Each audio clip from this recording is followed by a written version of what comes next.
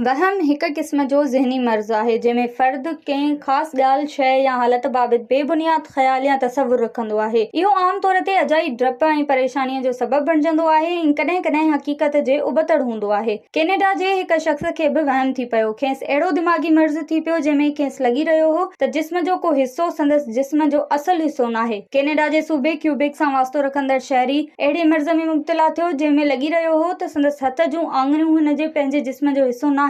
Quebec यूनिवर्सिटीअ जे नफ़्सियात जे माहिरनि मरीज़ जो इलाज कयो। मुख़्तलिफ़ तरीक़ा आज़माइण खां पोइ इन नतीजे ते पहुता जो संदसि आङुरियूं ई काटियूं वयूं। इहो सम्झो वियो त इहो ई मरीज़ लाइ बहितर आहे। मरीज़ खे अहिड़ो ख़्यालु ईंदो हो त संदसि हथ में आङुरियूं हिन जे जिस्म जो हिसो नाहिनि, जंहिंजे करे हू चिड़ाक थी वियो हो ऐं ज़हनी सिहत ख़राब थी वई हुई। हू राति जो भवाइता ख़्वाब ॾिसंदो हो। खेसि ईअं लॻंदो हो त संदसि आङुरियूं ॻरी रहियूं आहिनि छो त उन जे जिस्म जो हिसो नाहिनि। हू घर वारनि खे बि न ॿुधाईंदो हो ऐं अंदर में ॻरंदो रहंदो हो। हू चाहींदो हो त पंहिंजूं आङुरियूं वढे छॾे, पर पाण खे तकलीफ़ ॾियण बि खेसि मुनासिब न लॻंदो हो। डॉक्टरनि संदसि हालत जो जाइज़ो वठण खां पोइ इहो फ़ैसिलो कयो त संदसि आङुरियूं वढणु ई संदसि ज़िंदगीअ लाइ बहितर आहे। ख़्यालु रहे त वहम जो इलाज ॾुखियो पर मुमकिन आहे। इन लाइ सही सुञाणप ऐं असराइते इलाज जी ज़रूरत पवंदी आहे। वहम जे सही सुञाणप लाइ नफ़्सियात जे माहिर या ज़हनी सिहत जे माहिर सां राब्तो करणु घुरिजे।